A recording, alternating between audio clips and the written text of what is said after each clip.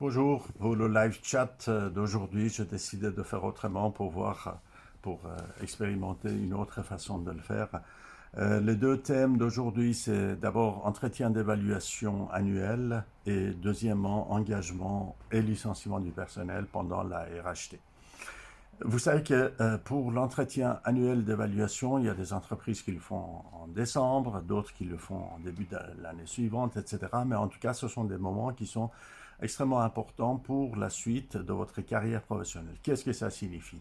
C'est-à-dire que, bon, dans le meilleur des cas, un formulaire type existe dans l'entreprise, l'employé peut le télécharger, il peut lire exactement, savoir quels sont les points à traiter, les rubriques, les évaluations, les explications de tout ça. Donc, une préparation préalable est possible. Mais en tout cas, il faut se préparer parce qu'on ne peut pas inventer sur place. Il faut penser le bilan de toute l'année. Il y a des hauts et des bas dans une année, etc. L'année qu'on vient de vivre, c'est quand même quelque chose qui ne ressemble pas aux autres années. Et c'est très important que le recul existe, hein, qu'on puisse évaluer vraiment à l'avance ce qui s'est passé. Donc, pour l'entretien annuel d'évaluation, il faut se préparer à l'avance, il faut que les questions et les points à traiter soient, euh, disons, transparents, que ça soit à l'avance connu. D'autre part, il faut que l'entretien laisse une trace écrite, hein. Il faut vraiment que un document écrit et signé de deux parties soit signé. Ensuite, il faut que l'employé puisse avoir une copie. Il faut absolument garder une copie dans vos dossiers.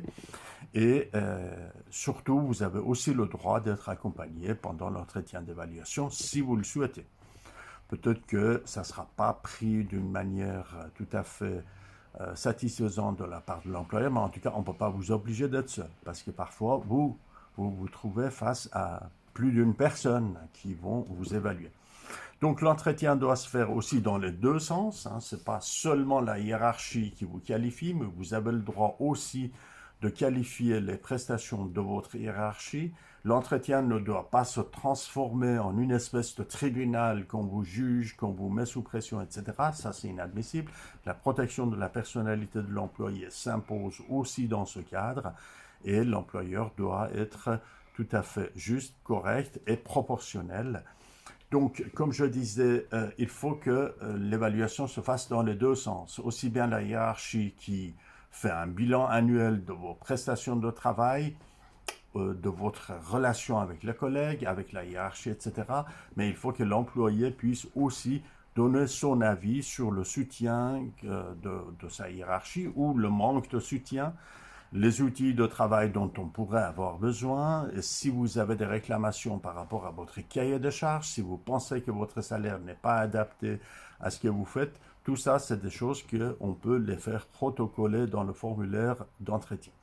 D'autre part, il faut absolument être très attentif, lire en détail l'ensemble des points qui sont notés dans le formulaire et pour pouvoir ensuite accepter ou refuser, parce qu'il se peut que l'entretien d'évaluation marque quelques divergences de vue entre l'employé qui est qualifié et la hiérarchie qui vous qualifie. Donc, il faut que tout ça soit protocolé par écrit. Vous avez bien évidemment le droit de revenir plus tard, hein, les jours suivants, sur l'entretien, si vous vous rendez compte qu'il y a des éléments que vous auriez voulu dire, mais que vous n'avez pas pensé sur le coup. Donc, c'est possible de les faire corriger a posteriori, après coup. C'est aussi possible.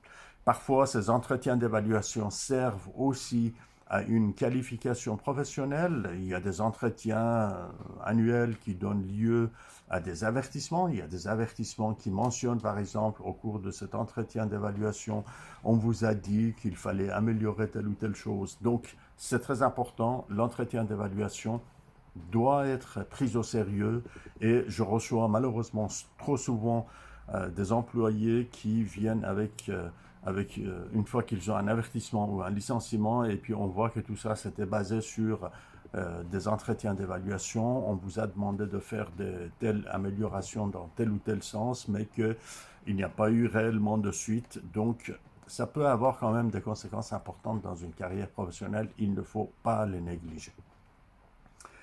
Et deuxième thème, c'est pendant la RHT, licenciement ou engagement du personnel.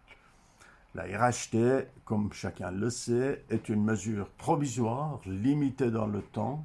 Je me permets de dire que la procédure accélérée par le Conseil fédéral a été étendue jusqu'en mars prochain. Ça ne veut pas dire que ça change au niveau des plafonds. La décision du Conseil fédéral pour octroyer les RHT jusqu'en septembre 2021 reste en vigueur. C'est la procédure accélérée, simplifiée, qui a été étendue, c'est-à-dire que pour simplifier un peu les démarches des entreprises et aussi pour le délai de carence, tout ça est pris en charge par la Confédération. Donc ça ne change rien sur le plafond. J'ai vu des messages circuler qui avaient un quiproquo et un malentendu à ce sujet. La durée de RHT reste toujours valable jusqu'en septembre 2021. La RHT a pour but et unique fonction d'aider pendant un temps limité les entreprises afin de payer les salaires, afin de pallier le paiement des salaires.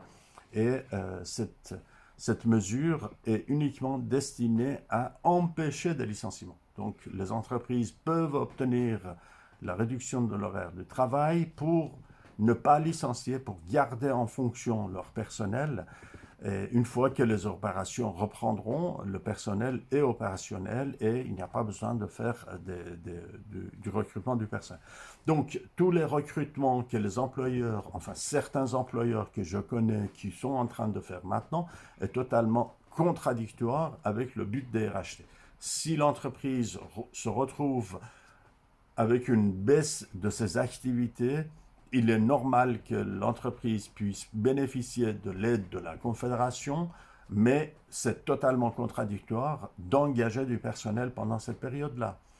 Alors pourquoi les entreprises le font-elles? Il faut leur poser d'abord la question à eux, mais je soupçonne, j'ai quelques informations vérifiées qui font état de l'engagement du personnel moins bien payé que le salaire des employés qu'on a mis en RHT.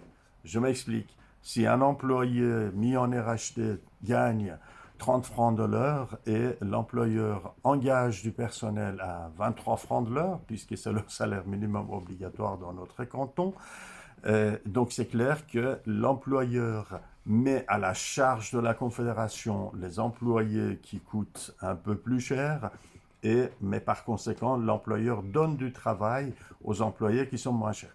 Donc c'est évidemment une mesure qui viole l'esprit de la loi et il faut absolument nous le signaler pour pouvoir intervenir. Donc licenciement et recrutement du personnel pendant les RHT ne correspondent pas au but et aux objectifs de la loi et il faut absolument nous les signaler.